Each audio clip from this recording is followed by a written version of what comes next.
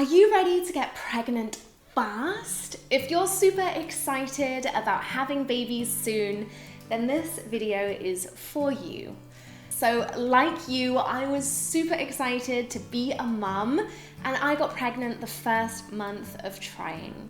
Disclaimer, I know that a huge chunk of that is luck, and I'm very grateful. But I also had done a ton of research and a ton of prep so that both mine and my partner's body would be as ready as possible to conceive a baby. This video is here so you don't have to scour the whole internet, read a ton of books. So just watch this one video and it really should be enough. So my name is Emma and I am 8 weeks pregnant, which is super exciting. And I'm also a prenatal yoga teacher. This channel is all about pregnancy, learning through my own experiences, and I'll be sharing yoga as well here and there. So if you're into mindfulness, wholesomeness, and just want to get little pockets of calm, then subscribe to this channel. I'll be sharing new ones every single week. Okay, so let's get started. I think it would be helpful to have a little bit of context. I'm the kind of person who's wanted to be a mum for forever, and becoming pregnant and becoming a mum has always been like my purpose in life. And I know that sounds a little bit dramatic, but my husband, on the other hand, is terrified about having kids. Even now, he's getting used to it, but we kept delaying when we were going to start trying. In the meantime though, I didn't want to sit there doing nothing, so I did a ton of research. How can I improve my fertility and his, so that when we do start trying, it happens quickly? And I do credit that I've done a lot of things right to how quickly we managed to get pregnant, which again, I'm so grateful for.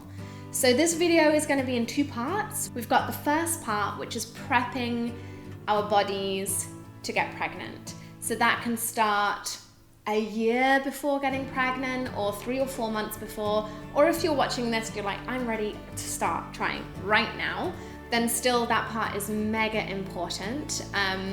So do watch that part. And the second part is about trying.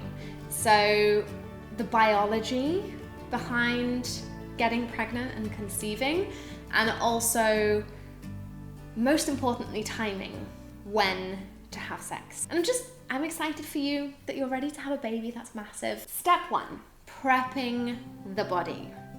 If you are on birth control, get off birth control. It's very common that people come off the pill, and after 1 month, they have a normal cycle and everything's fine.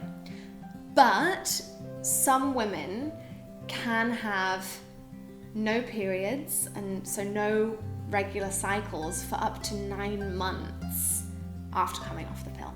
So if you're thinking to just come off it just before you start trying, it's not advisable. But of course, it really depends on if you have other contraceptive options, and how much you don't want to have a baby before trying.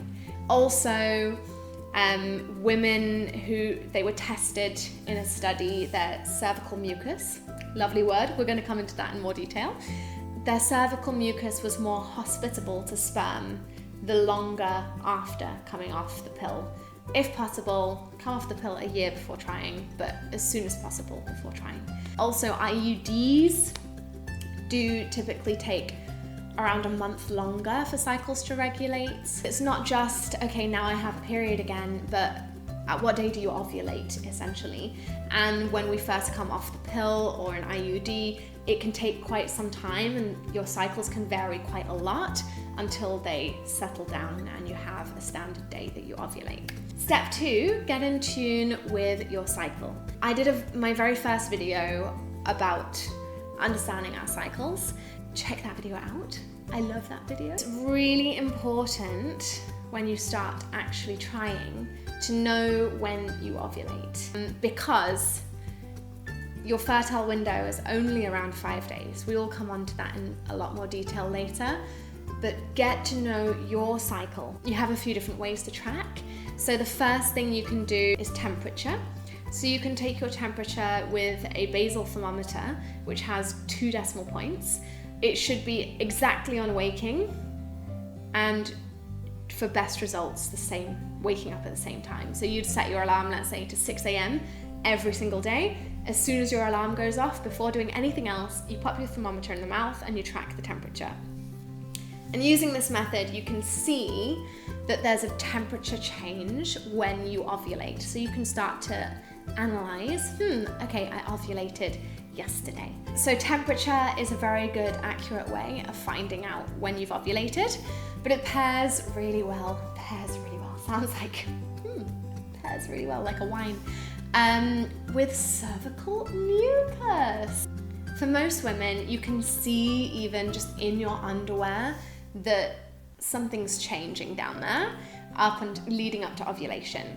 You start to see in your underwear that there's sort of a film in the underwear, and it becomes a little bit wetter and stickier as you approach ovulation. And then after ovulation, it's gone, and you just have like a dry residue left. Some people insert fingers, and then you can find at the top of the cervix, you can go around with your finger, and then you can find the cervical mucus from the cervix. But for me, I've always just been okay just to look down as I'm on the toilet and be like, oh, okay, I guess I'm coming up to ovulation now. This is a direct indicator of your fertile window. If you only know the day you've ovulated, then it's already too late. And then the final way you can see when you ovulate is pee sticks, ovulation strips. But to me, this feels just a bit less personal, like you're not really in tune with your body, you're just finding an external test. Does that make sense? Whatever works for you. So one important thing, I tried to find some research to support this, but I couldn't. I heard this from my very close friend. The days between when you ovulate to your period are always the same. So if it's 14 days, it's always 14 days, which means you can count backwards from your period to find out the day you ovulated.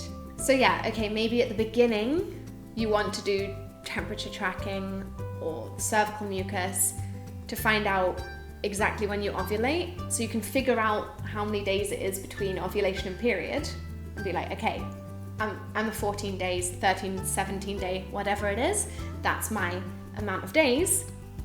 But then later on, you just have to count backwards.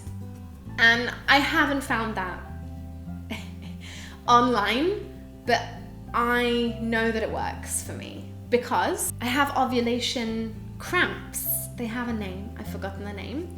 I'll put it here, I guess. I get ovulation cramps when I ovulate, which again is really fortunate because it means I can literally feel like I'm ovulating right now. It feels like very mild period pain, and it lasts like an hour or so, or maybe a little less than an hour, but sometimes I'm very uncomfortable and need to sit down. So that's my experience, and since I feel that, I literally know, okay, I'm a 14-day girl, so 14 days after I feel these cramps, I'm gonna get my period. And to the day, that's what happens. So yeah, that's another little tip. Step 3 of prepping your body is improving your egg quality and your partner's sperm quality. So if we're doing all things right, it can take 3 to 4 months to have a positive impact. So what you want to do is you want to have a better diet, exercise, less stress, better sleep. This will result in better egg quality 3 or 4 months down the line. So this is why prepping our bodies is so important, because if you're just gonna say from one day to next, okay, let's try have a baby, maybe you're not in optimal condition and it's gonna take 4 months to get you there. Start really improving your lifestyle, Start reducing the amount of alcohol that you drink. If you smoke, stop smoking. All these things will definitely play a role. And also start taking folic acid supplements or just a full prenatal vitamin. So I started taking prenatal vitamins, I think a whole year before. I mean, I know that's extreme, but also it's just like a great multivitamin and it's good for your health. But you could also just start 3 to 4 months before trying, would be totally fine. But you want, number one, a big folic acid store so that when you do become pregnant, you're not going to have any neural tube defects in the embryo, which can lead then to miscarriage. So that's one of the main reasons. And secondly, folic acid has also been shown to improve chances of conception in women as well. So start taking folic acid or a prenatal supplement. And also on the topic of stress, get into meditation or yoga. I use apps, so either Headspace or, what am I using now? Insight Timer to meditate. So get into a meditation practice. It really helps so much. And yeah, try to reduce your stress levels in general.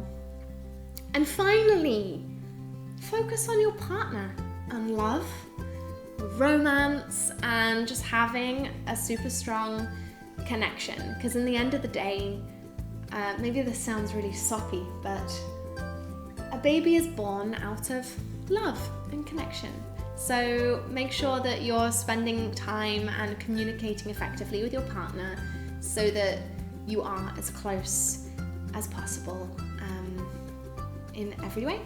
And when you start trying, it should be something fun and it should be romantic. So we're going to move on to the next section, which is biology of conception and on trying and timing, etc. If you are enjoying this video, please do give it a like. It makes such a huge difference. And subscribe to my channel. Thank you for watching so far. Now we get into the nitty-gritty. Actually trying. And I'm using trying just so it's not just about, let's talk about sex. All right, so first we're going to talk about biology. When the male ejaculates, around 40 to 300 million sperm are released into the vagina. That's a heck of a lot. That's so many. So all these sperm are released into the vagina. Many will die in the vagina, which has an acidic environment.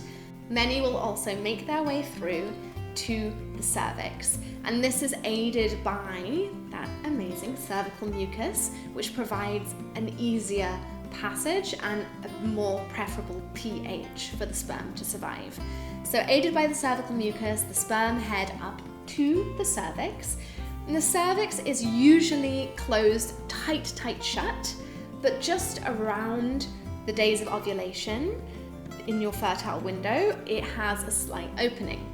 So the sperm swim through that opening. Many will get trapped there and die, but some will get through.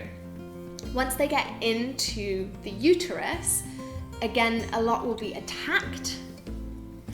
Again, a lot will die just by getting trapped somewhere, but many will get attacked by our immune system, which I find crazy. So our uterus starts just attacking the sperm. So many of them die, but then those that are still surviving swim up the fallopian tubes. So we have 2 fallopian tubes and our egg will just be coming down one of them. So 50% of the sperm that have survived up to this point are just going the wrong way. The other 50% are swimming and swimming.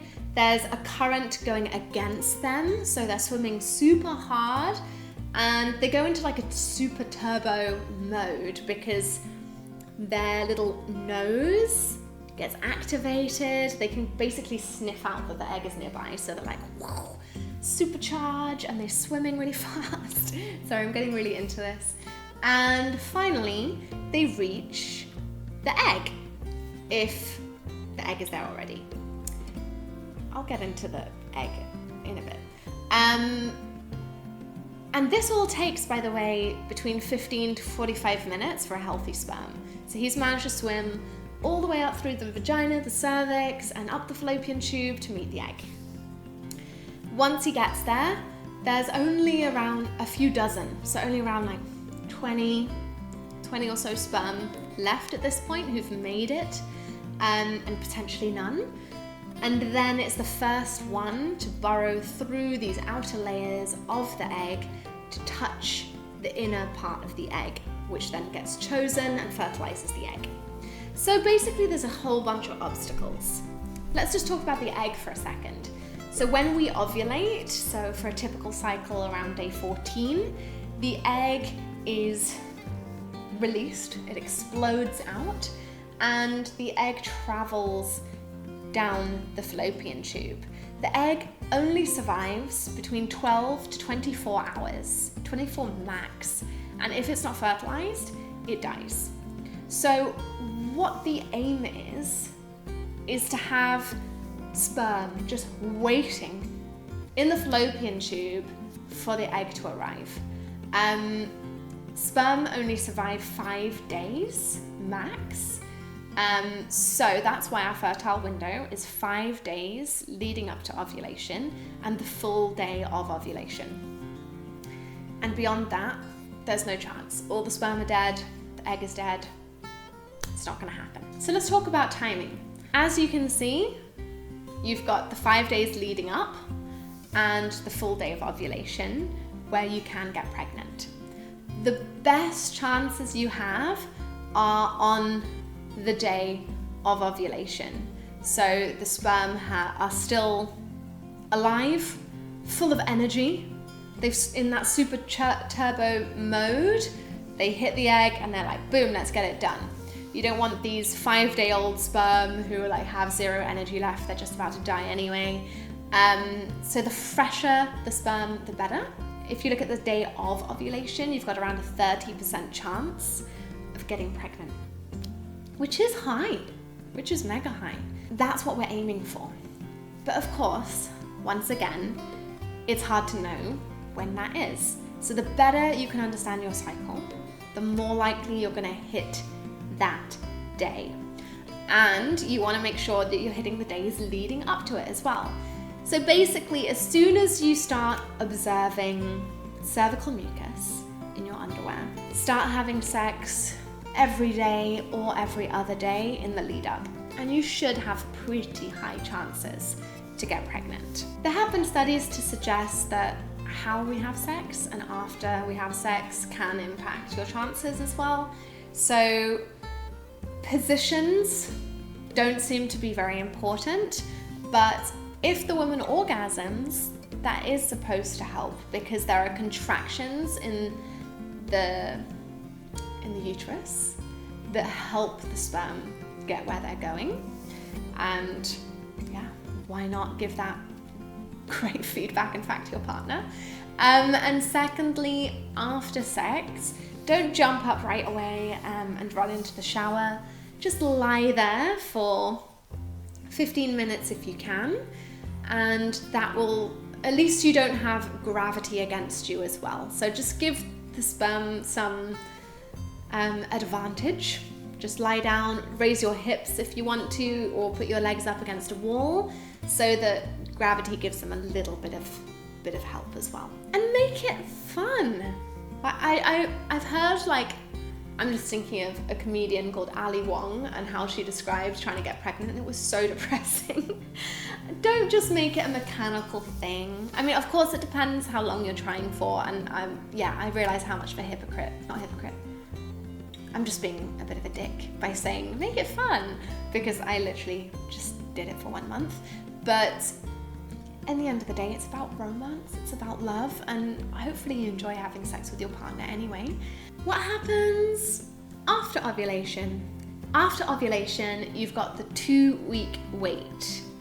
And for those of us trying to get pregnant, it can be a very frustrating time, or I don't know, you just see signs in everything. So in this 2-week wait, biologically what's happening, so if your egg was fertilized, it's then traveling down the fallopian tube, undergoing all its beautiful conception-y changes, and then it will implant into the lining of the womb. And this usually happens, I think on average, 6 days after conception. So it travels down, implants into the womb, and once it's implanted, this is technically when you're pregnant, because sometimes it doesn't implant and it's just flushed out with your next period.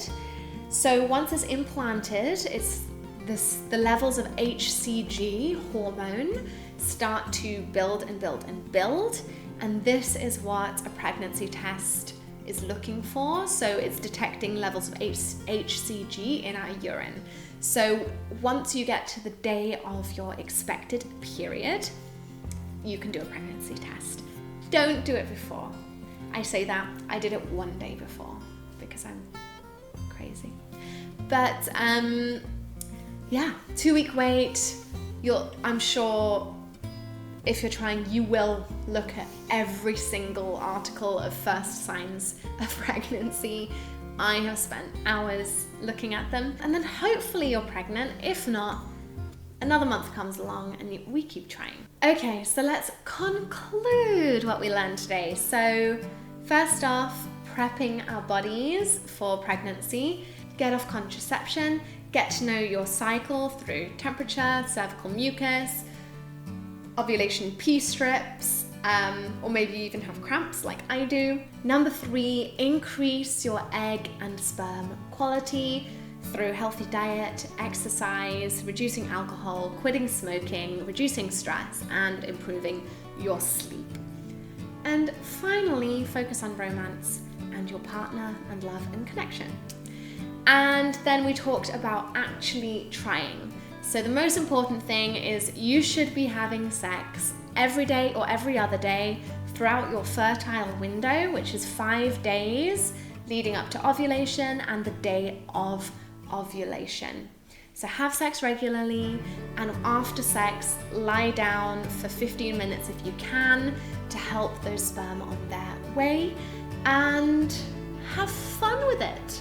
So now what? Start implementing these different things, get in tune with your body, get in tune with your cycle, and send your partner a cheeky text and get going. And have fun with the process. I know it can feel like, I mean, if you found this video, you're like me and you're like, I want to get pregnant straight away.